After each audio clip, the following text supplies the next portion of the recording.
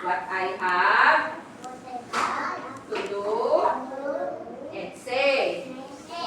Make me gentle, kind, and good. Make me loving as I should. Amen. In the name of the Father, the Son, the Holy Spirit. Amen. Okay, tayo. Manatiling nakatayo para sa ating pambansang awit. Kapag po tayo aawit ng ating pambansang awit, ay nakalagay po ang ating kanang kamay sa dibdib at nakatindig na tuwid. Doon ang harap sa watawat ng Pilipinas. Harap doon. Wala. Inunahan na eh. Ganyan. Tayo mo lahat.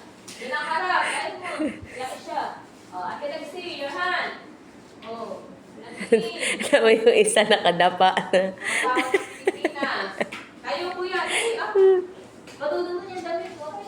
Anak-anak niya, no? Hindi ko alam kalaro. Dayan, anak ng... Nasa abroad na gayon.